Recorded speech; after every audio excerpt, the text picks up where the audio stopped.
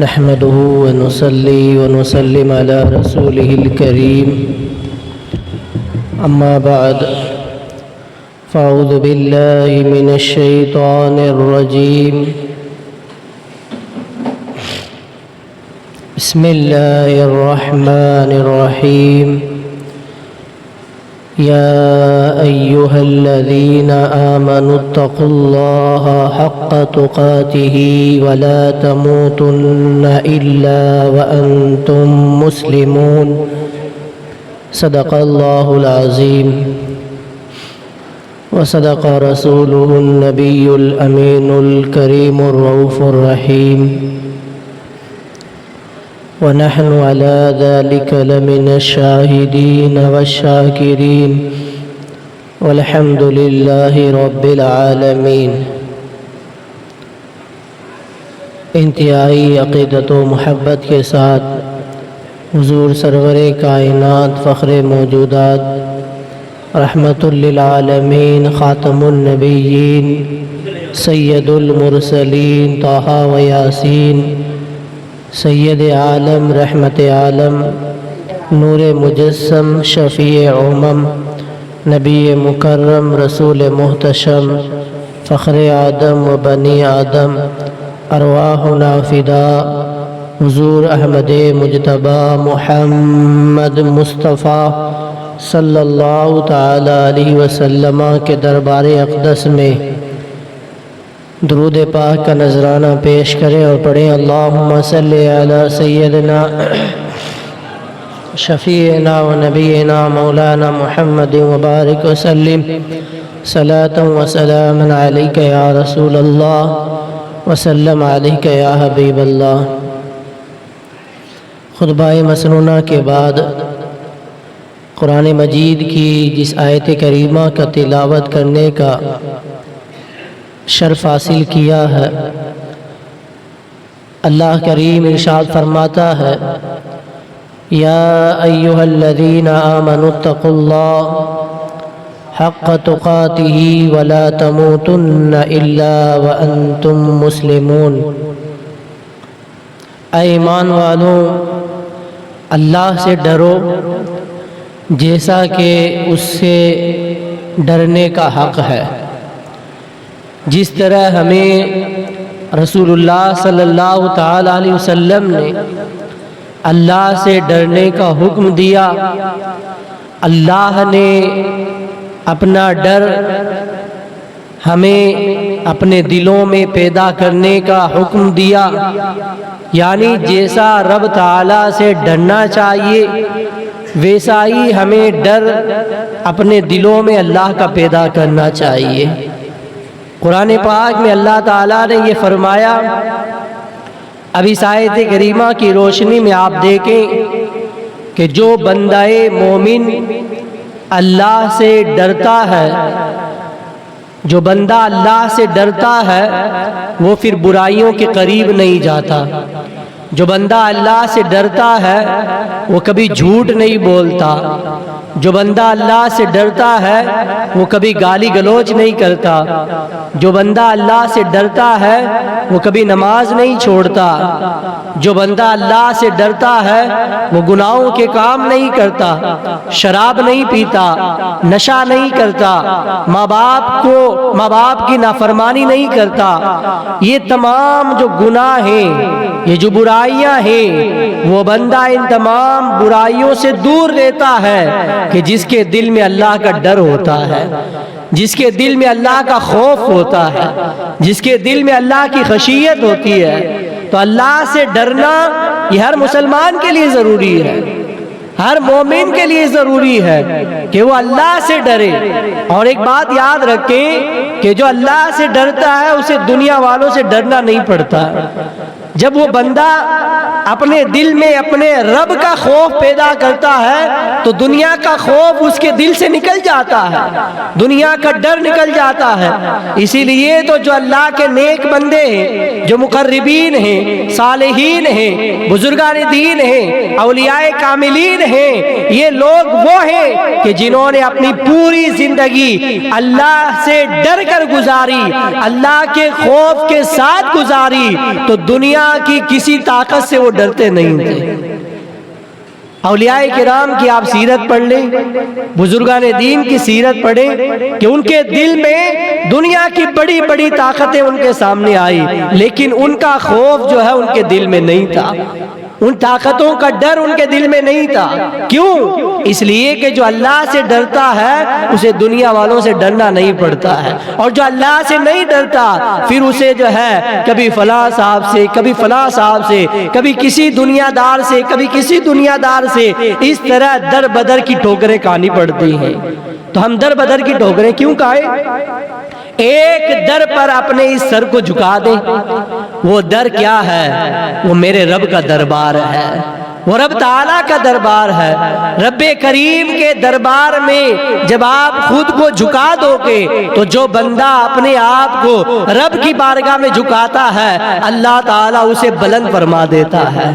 تو رب کی بارگاہ میں اگر بلند ہونا ہے تو اس کی بارگاہ میں جھکنا پڑے گا، اور جو رب کی بارگاہ میں نہیں جھکتا تو پھر دنیا داروں کے پاس جا کر اسے جھکنا پڑتا ہے۔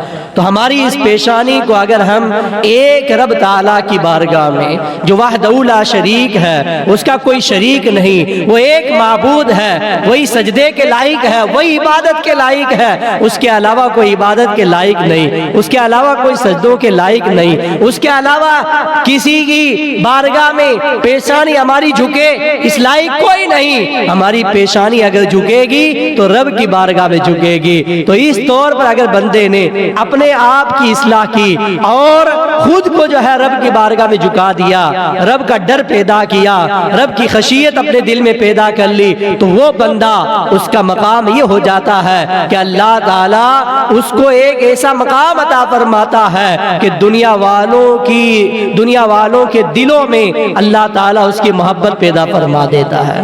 تمام مخلوق، اللہ کی تمام مخلوق اس سے پھر محبت کرتی ہے، کیونکہ اس بندے نے اپنے آپ کو رب تعالیٰ کی خاطر مٹا دیا ہے۔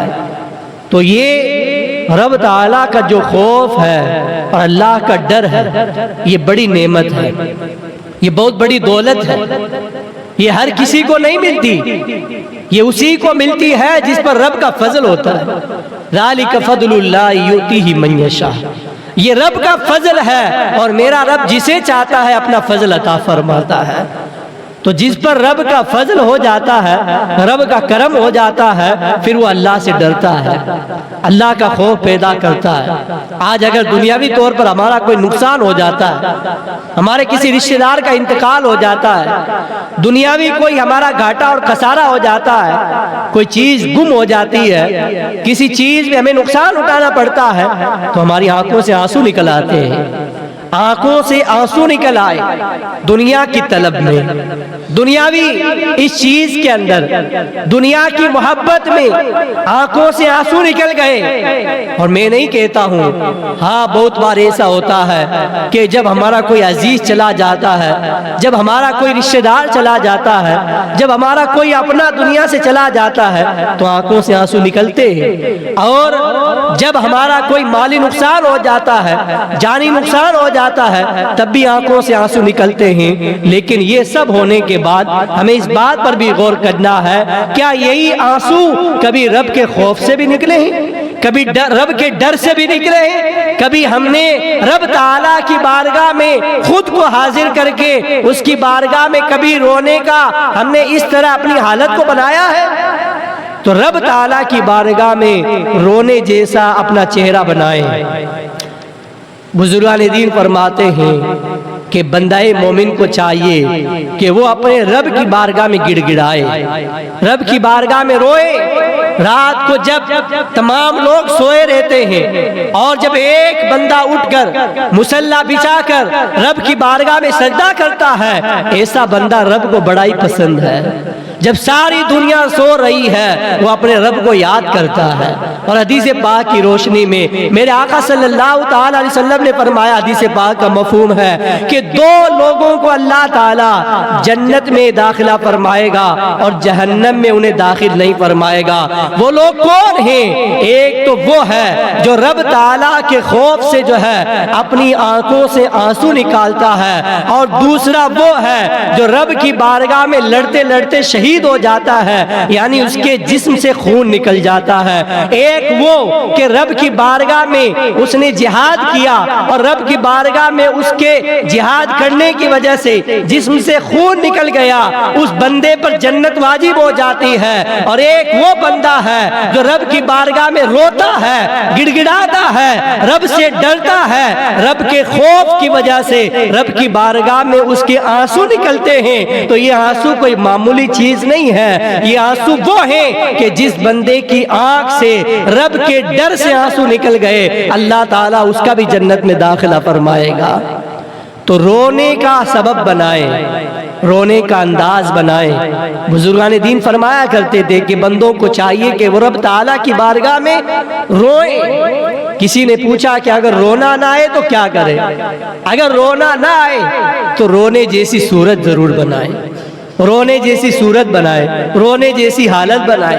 پھر پوچھا گیا کہ اگر رونے جیسی حالت بھی نہ بن پائے، رب کی بارگاہ میں رونے جیسی صورت بھی نہ بن پائے، تو پھر بندہ کیا کرے؟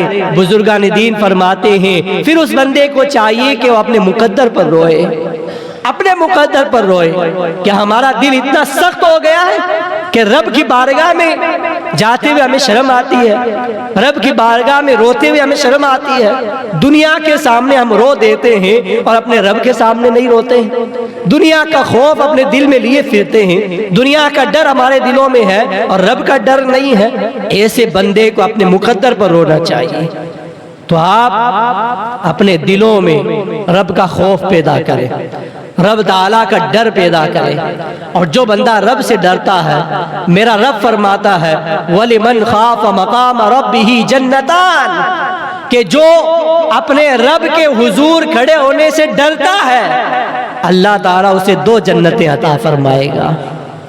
ہر بندے کے لیے ایک جنت ہے، جو نماز پڑھتا ہے، جو روزہ رکھتا ہے، بھلائی کے کام کرتا ہے، نیک اعمال کرتا ہے، لیکن رب سے ڈرنے کی وجہ سے، جو رب کے ڈرنے کی وجہ سے گناہوں کو چھوڑ دیتا ہے، اللہ تعالیٰ فرماتا ہے اس کے لیے ایک جنت نہیں، اس کے لیے 2 جنتیں ہیں۔ وَلِمَنْ خَافَ مَقَامَ رَبِّهِ جَنَّتَانِ۔ تو اس طرح اپنی زندگی کو بدلنے کی ضرورت ہے، اپنی حالت کو بدلنے کی ضرورت ہے۔ آج اگر کسی سے پوچھا جائے رب سے ڈرتے ہو تو ہر کوئی کہے گا ہاں میں ڈرتا ہوں، لیکن پھر ہماری حالت کیا بتاتی ہے، ہماری عادات کیا بتاتی ہیں، ہمارا کردار کیا بتاتا ہے، ہمارے اخلاق کیا بتاتے ہیں، ہمارا رہن سہن کیا بتاتا ہے، ہمارا چال چلن کیا بتاتا ہے۔ چال چلن سے، کردار سے، اخلاق سے اور اس کے رہن سہن سے پتہ چلتا ہے کہ یہ بندہ رب سے ڈرتا نہیں ہے۔ اب چال چلن میں کیا ہے؟ نماز ہم پڑھتے نہیں، اور جو بندہ رب سے ڈرے گا وہ کبھی نماز چھوڑے گا نہیں۔ جو رب سے ڈرتا ہے وہ کبھی نماز نہیں چھوڑتا۔ اگر بندہ نماز چھوڑتا ہے تو پتہ چلے گا کہ یہ رب سے ڈرتا نہیں ہے۔ اب جو جھوٹ بولے گا، گالی گلوچ کرے گا، لڑائی جھگڑے کرے گا، شراب پیے گا، نشہ کی چیزوں کا استعمال کرے گا، پھر بھی وہ کہے کہ رب سے ڈرتا ہوں، تو وہ جھوٹ کہتا ہے۔ کیونکہ اگر وہ رب سے ڈرتا تو کبھی شراب نہیں پیتا، رب سے ڈرتا تو کبھی جھوٹ نہیں بولتا، رب سے ڈرتا تو کبھی غیبت نہیں کرتا، رب سے ڈرتا تو گالی گلوچ نہیں کرتا، رب سے ڈرتا تو لڑائی جھگڑے نہیں کرتا، اپنے بھائیوں کو تکلیف نہیں پہنچاتا۔ اب اگر کوئی رب سے ڈرتا ہے تو رب سے ڈرنے والوں کے نشانیاں جو ہیں، ان کی علامتیں جو ہیں، ان کی پہچان جو ہے وہ یہ ہے کہ رب سے ڈرنے والا ہمیشہ سچ بولتا ہے، رب سے ڈرنے والا کبھی برائی کے قریب نہیں جاتا، رب سے ڈرنے والا کبھی نماز نہیں چھوڑتا، رب سے ڈرنے والا کبھی روزہ نہیں چھوڑتا، رب سے ڈرنے والا بھلائی کے کام کیا کرتا ہے، خیر کے کام کیا کرتا ہے، گالی نہیں دیتا، رب سے ڈرنے والا لڑائی جھگڑے نہیں کرتا، رب سے ڈرنے والا اس طرح سے بےہودہ باتیں نہیں کرتا، رب سے ڈرنے والا کبھی نشہ کی چیزوں کے قریب نہیں جاتا، ماں باپ کی نافرمانی نہیں کرتا۔ اگر رب سے ڈرتا ہے تو وہ ماں باپ کی خدمت کرے گا، رب سے ڈرتا ہے تو بھلائی کے کام کرے گا، رب سے ڈرتا ہے تو تمام برائیوں سے دور رہے گا، رب سے ڈرتا ہے تو خیر کے کام کرے گا۔ اور یہ وہ پہچان ہے، یہ وہ علامتیں ہیں، یہ وہ نشانیاں ہیں کہ جس بندے کے اندر یہ تمام بھلائیاں نظر آتی ہیں، جس بندے کے اندر یہ تمام اچھائیاں نظر آتی ہیں، جس بندے کے اندر یہ بھلائیاں نظر آتی ہیں اور یہ اچھے کام نظر آتے ہیں، نیک کام نظر آتے ہیں، آپ سمجھ لو کہ اس بندے کے دل کے اندر اس کے رب کا خوف ہے، اس کے رب کا ڈر ہے۔ رب ہی کا تو ڈر ہے جو زنا نہیں کرنے دیتا، رب ہی کا تو ڈر ہے جو چوری نہیں کرنے دیتا، رب ہی کا تو ڈر ہے جو جھوٹ نہیں بولنے دیتا، رب ہی کا تو ڈر ہے جو نماز نہیں چھوڑنے دیتا۔ اور اگر رب کا ڈر نہیں ہے، خدا کا خوف نہیں ہے، تو دن لہو میں کھونا تجھے، شب صبح تک سونا تجھے، شرم نبی خوف خدا یہ بھی نہیں وہ بھی نہیں۔ نہ خوف خدا ہے نہ شرم نبی ہے، اور پوری زندگی اس طرح ہم جی رہے ہیں جیسے ہمیں اس دنیا سے جانا ہی نہیں ہے۔ دن لہو میں کھونا تجھے، شب صبح تک سونا تجھے۔ یہ سامان ہم اس طرح تیار کر رہے ہیں کہ آگاہ اپنی موت سے کوئی بشر نہیں، کسی کو معلوم نہیں کہ اس کو کب موت آئے گی، آگاہ اپنی موت سے کوئی بشر نہیں۔ سامان تو 100 برس کا ہے، پل کی خبر نہیں ہے، پل کی خبر نہیں ہے کہ ایک پل کے بعد ہمارا کیا حال ہو جائے گا، کوئی گارنٹی نہیں دے سکتا، کوئی نہیں کہہ سکتا یہ گارنٹی کے ساتھ کہ کل تک میں زندہ رہوں گا۔ بہت سارے لوگوں سے، ایسے لوگوں سے قبرستان بھرا ہوا ہے جو کہتے تھے ہم کل نماز پڑھ لیں گے، بہت سارے ایسے لوگوں سے قبرستان بھرا ہوا ہے جو کہتے تھے کہ ہم شادی کے بعد نماز پڑھ لیں گے، جو کہتے تھے کہ ہم 40 پار ہوں گے تو نمازی بن جائیں گے۔ اب نہ وہ 40 پار ہوئے نہ وہ نمازی بن پائے، موت نے ان کو آ لیا ہے۔ بہت سارے ایسے تھے جو کہتے تھے کہ جب شادی ہو جائے گی نمازی بن جائیں گے، گناہوں کو چھوڑ دیں گے، نیکیوں میں لگ جائیں گے۔ اب نہ ہی ان کی شادی ہو پائی نہ ہی وہ گناہ کو چھوڑ پائے، اب قبرستان میں وہ آرام کر رہے ہیں۔ تو ایسے لوگ جو کہتے ہیں کہ کل نماز شروع کر دیں گے، ہفتے کے بعد شروع کر دیں گے، 10 دن کے بعد شروع کر دیں گے، اگلے مہینے میں شروع کر دیں گے، تو یہ سب شیطان کے وسوسے ہیں، یہ شیطانی خیالات ہیں۔ انسان کو جب اپنی موت کی کوئی خبر نہیں ہے تو پھر کس زبان سے وہ کہہ سکتا ہے، کس طرح وہ دعویٰ کر سکتا ہے کہ میں یہ کام کل کر لوں گا؟ ہمیں تو ایک پل کی خبر نہیں ہے۔ اور قرآن پاک میں رب تعالیٰ نے ان لوگوں کے لیے ارشاد فرمایا کہ جو خود کو مسلمان تو کہتے ہیں کہ ہم اسلام کے ماننے والے ہیں، ہم مسلمان ہیں، لیکن وہ کچھ کام ایسے کر جاتے ہیں کہ جس سے پتہ چلتا ہے کہ یہ صحیح طور پر اسلام میں داخل نہیں ہوئے۔ آیت کریمہ ہے، رب تعالیٰ نے فرمایا یا ایھا الذین آمنوا ادخلوا فی السلم کافۃ ولا تتبعوا خطوات الشیطان، اے ایمان والو اسلام میں پورے داخل ہو جاؤ، فی السلم کافۃ، اسلام میں پورے کے پورے داخل ہو جاؤ، ولا تتبعوا خطوات الشیطان، اور شیطان کے نقش قدم پر نہ چلو۔ یہ رب تعالیٰ نے فرمایا، یہ کیوں فرمایا؟ اس آیت کریمہ کا شان نزول پہلے میں آپ کے سامنے بیان کر دوں، اس کے بعد اس آیت کے متعلق میں آج کے حالات کو دیکھ کر بات کروں گا۔ حضرت عبداللہ بن سلام رضی اللہ تعالیٰ عنہ جو پہلے یہودی تھے، اب وہ اسلام لے آئے، جب وہ اسلام لے آئے مسلمان ہو گئے تو وہ اور ان کے کچھ ساتھی جب مسلمان ہو گئے تو پھر بھی وہ کچھ ایسی باتیں تھیں جو توریت کے اندر تھی، موسیٰ علیہ السلام کی شریعت میں تھی، ان باتوں پر عمل کرتے تھے۔ یعنی ایک بات بتا دیتا ہوں کہ موسیٰ علیہ السلام کی شریعت میں سنیچر کے دن، سیٹرڈے کو مچھلی کا شکار کرنا حرام تھا، ہمارے اسلام میں حرام نہیں ہے، لیکن موسیٰ علیہ السلام کی شریعت میں سنیچر کے دن مچھلی کا شکار کرنا حرام تھا۔ اب حضرت عبداللہ بن سلام رضی اللہ تعالیٰ عنہ سنیچر کے دن مچھلی کے شکار کرنے کو ناجائز سمجھتے تھے، اب بھی اسلام لانے کے بعد بھی اس کو جائز نہیں سمجھتے تھے، کہتے تھے کہ یہ چیز ہمارے اسلام میں مباح ہے اور موسیٰ علیہ السلام کی شریعت میں یہ ناجائز ہے، تو میں اس شریعت پر بھی عمل کر لوں اور اس شریعت پر بھی عمل کر لوں۔ تو پھر قرآن پاک کی آیت نازل ہوئی، یا ایھا الذین آمنوا ادخلوا فی السلم کافۃ ولا تتبعوا خطوات الشیطان، اے ایمان والو اسلام میں پورے کے پورے داخل ہو جاؤ اور شیطان کے نقش قدم پر نہ چلو۔ یعنی کیا مطلب ہے؟ مطلب یہ ہے کہ اب تم مسلمان ہو چکے ہو، اب موسیٰ علیہ السلام کی شریعت پر عمل کرنا یہ تم پر لازم نہیں ہے، اور توریت کی باتوں پر عمل کرنا یہ تمہارے لیے جو ہے جائز نہیں ہے، کیونکہ توریت کی تمام باتیں جو تھی وہ منسوخ ہو گئی ہیں، اب تمہارے پاس قرآن آ گیا ہے، اب توریت پر عمل نہیں کیا جائے گا، انجیل پر عمل نہیں کیا جائے گا، دیگر آسمانی کتابوں پر زبور پر عمل نہیں کیا جائے گا، اب اس اسلام کے اندر اگر عمل کیا جائے گا تو قرآن پر عمل کیا جائے گا۔ رب نے تمہیں قرآن عطا فرمایا ہے، قرآن کو چھوڑ کر کسی اور کتاب پر عمل کر لینا یہ اسلام کے خلاف کام ہے۔ اب اگر تم مسلمان ہو گئے ہو تو یہ نہیں کہ آدھے جو ہے توریت والے مسلمان ہو، آدھے قرآن والے مسلمان ہو۔ رب نے فرمایا اگر مسلمان ہو گئے ہو تو اسلام میں پورے کے پورے داخل ہو جاؤ، پورے طور پر اسلام کو فالو کرو، پورے طور پر اسلام کی اتباع کرو۔ یہ اس لیے میں نے آیت کریمہ پڑھی کہ آج کل جو آپ دیکھ رہے ہیں کہ یہ تہوار چل رہے ہیں، یہ غیروں کا تہوار، ہمارے بہت سارے بھائی اس کے اندر ملوث نظر آ رہے ہیں، بہت سارے بھائی۔ اتنے افسوس کی بات ہے کہ جب ہم عید میلاد النبی مناتے ہیں، جب ہم بقرعید مناتے ہیں، قربانی کرتے ہیں، تو کبھی کسی غیر مسلم نے قربانی کی؟ کبھی کسی نے نہیں کی۔ ہم عید میلاد النبی مناتے ہیں، کسی غیر مسلم نے ہمارے ساتھ جلوس میں شریک ہو کر حضور کی ولادت کا جشن منایا؟ کبھی نہیں منایا۔ ہم عید الفطر میں نماز پڑھتے ہیں، عید کی نماز، کبھی کوئی غیر مسلم ہمارے ساتھ آ کر نماز پڑھتا ہے؟ کبھی نہیں پڑھتا۔ جب وہ ہمارے تہوار میں قربانی نہیں کرتے، نماز نہیں پڑھتے اور ہمارے جشن میں وہ شریک نہیں ہوتے تو ہم کیوں ان کے جشن میں شریک ہو جاتے ہیں؟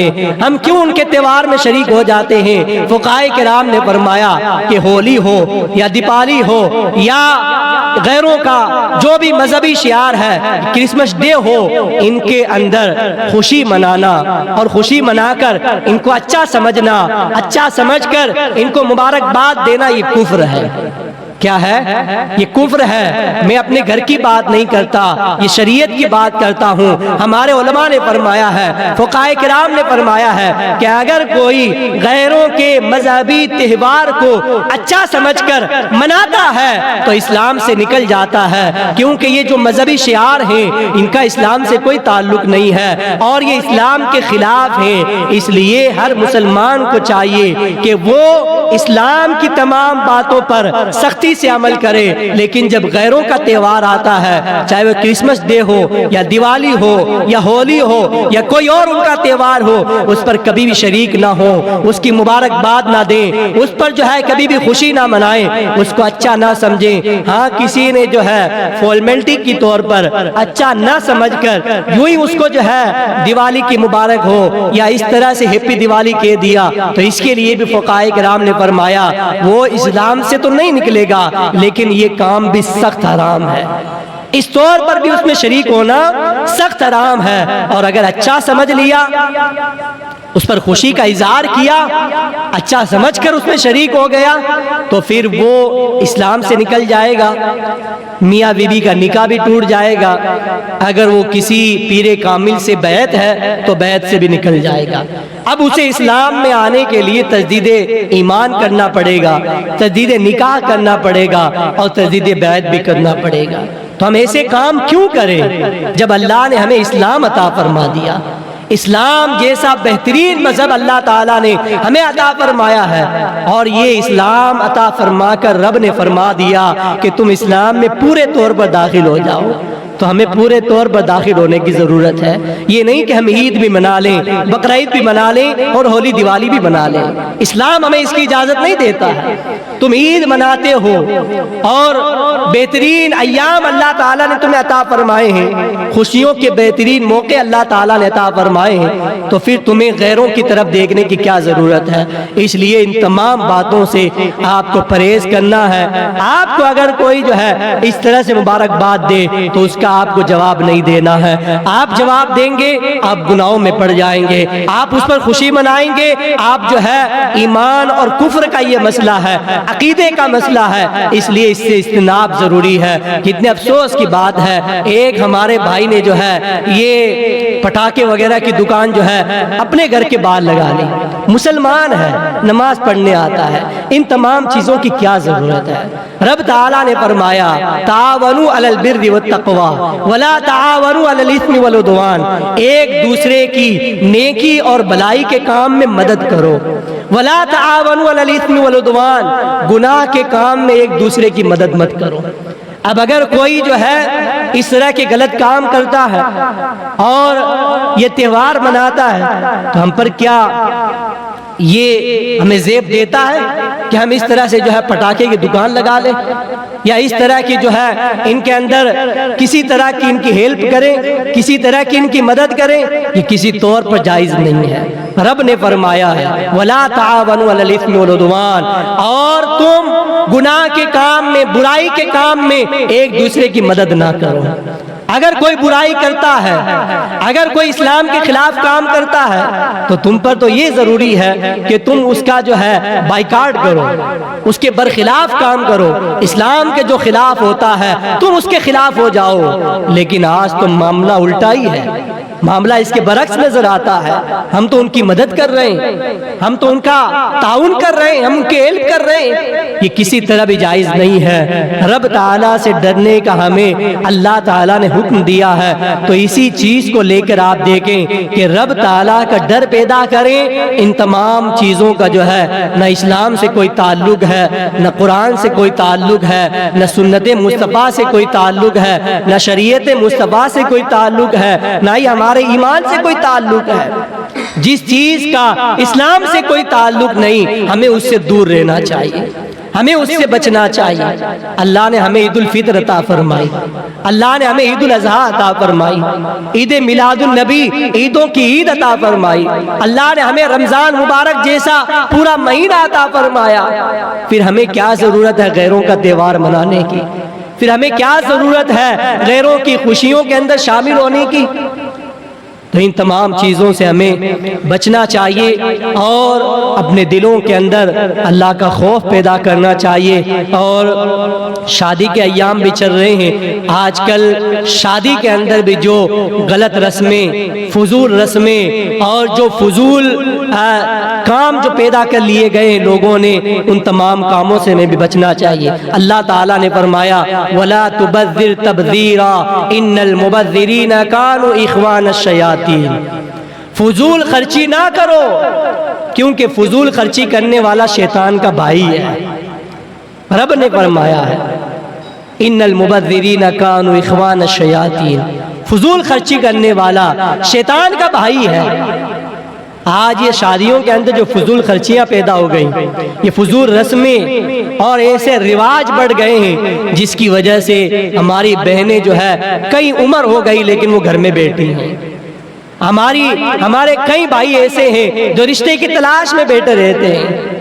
اب کچھ لوگ ایسے ہیں جو ایسا رشتہ ڈھونڈنے کے اس میں فراغ میں رہتے ہیں کہ ایسا رشتہ ملنا چاہیے، یہ ہونا چاہیے، وہ ہونا چاہیے، گاڑی ہونی چاہیے اور جو ہے بیک گراؤنڈ مضبوط ہونا چاہیے، بیک بیلنس ہونا چاہیے۔ ان تمام چیزوں کو ڈھونڈتے ڈھونڈتے عمریں ختم ہو جاتی ہیں، ہمارے نوجوان جو ہے بڑھاپے کی دہلیز تک پہنچ جاتے ہیں، لیکن ایسا رشتہ ملتا نہیں ہے۔ ہمیں کس طرح کا رشتہ تلاش کرنے کا رسول اللہ صلی اللہ علیہ وسلم نے حکم دیا؟ اللہ کے رسول نے کبھی یہ نہیں فرمایا کہ تم رشتہ دیکھو تو بیک بیلنس بھی دیکھو، رشتہ دیکھو تو بیک گراؤنڈ مضبوط دیکھو، یہ کبھی نہیں فرمایا۔ میرے آقا صلی اللہ علیہ وسلم نے فرمایا جب تم رشتہ دیکھو تو یہ دیکھو کہ جس بچی سے تم اپنے بچوں کا رشتہ کر رہے ہو وہ دیندار ہے یا نہیں ہے، وہ اسلام پر چلنے والی ہے یا نہیں ہے، وہ جو ہے پورے طور پر اسلام پر عمل کرنے والی ہے یا نہیں ہے۔ لیکن افسوس کی بات ہے آج یہ چیزیں کوئی نہیں دیکھتا۔ آج دیکھتے ہیں تو مالداری دیکھتے ہیں، مال و دولت دیکھتے ہیں، ثروت دیکھتے ہیں۔ ارے مال و دولت تو آنے جانے والی چیز ہے، آج کسی کے پاس مال و دولت ہے، کل اس کے پاس ہوگی یا نہیں اس کی کوئی گارنٹی نہیں ہے۔ لیکن اگر ایک بچی کے اندر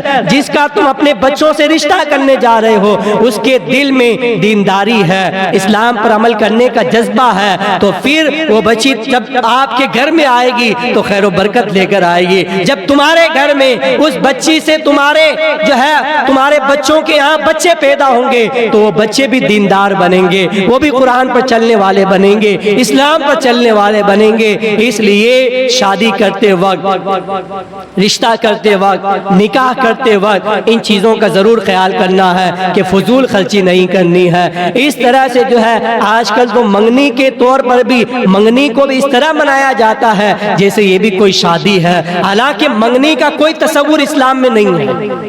منگنی کا تصور کوئی اسلام میں نہیں ہے کہ تم جو ہے ادھر سے جو ہے 1000 لوگ آئیں گے، ادھر سے 500 لوگ آئیں گے، ہال بک کیا جائے گا، اس کے بعد منگنی کی جائے گی۔ اس کا کوئی تصور اسلام میں نہیں ہے۔ ہاں صرف یہ ہے کہ ادھر سے 2 لوگ بات کرنے کے لیے آ جائیں، ادھر سے 2 لوگ بات کرنے کے لیے چلے جائیں۔ اب اگر کوئی تمہارے گھر میں آ جائے 2-4 مہمان تو ان کو کھانا کھلا دیا تو یہ کوئی بری بات نہیں ہے، لیکن باقاعدہ اس کے لیے ہال بک کرنا، باقاعدہ اس کے لیے فضول رسمیں ایجاد کرنا، فضول رواج بڑھانا، اس کا تصور اسلام میں نہیں ہے۔ صرف تم رشتے کی بات کر لو اور شادی جو ہے سادگی کے ساتھ کرو۔ شادی جو ہے بالکل اسلام کے خلاف نہیں بلکہ اسلام کے تابع ہو کر اسلام کے مطابق اپنی شادی کرو، اپنے بچوں کی شادی کرو، اپنی بچیوں کی شادی کرو۔ فضول خرچی کا اس میں نام و نشان نہیں ہونا چاہیے۔ اپنی مالداری دکھانی ہے تو آپ جو ہے غریبوں پر خرچ کرو۔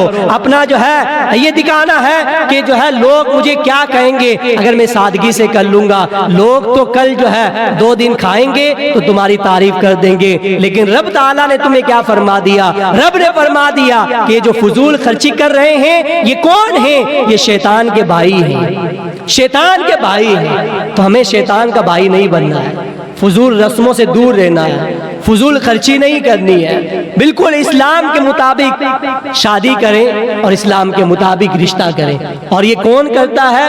یہ بھی وہی کرتے ہیں کہ جن کے دلوں میں اللہ کا خوف ہوتا ہے، جن کے دلوں میں اللہ کا ڈر ہوتا ہے، جن کے دلوں میں اللہ کی خشیت ہوتی ہے، وہی لوگ ہیں جو اسلام کے مطابق اپنے تمام کام انجام دیتے ہیں۔ اللہ تعالی ہم سب کو ان تمام فضولیات سے اور فضول رسم و رواج سے اللہ تعالی ہمیں بچنے کی توفیق عطا فرمائے، اسلام کے مطابق اپنے تمام کام انجام دینے کی رب تعالی ہمیں توفیق عطا فرمائے۔ استغفر اللہ ربی من کل ذنب واتوب الیہ۔ کھڑے ہو کر جو ہے آپ صفیں درست کر لیں، سنتیں ادا کر لیں۔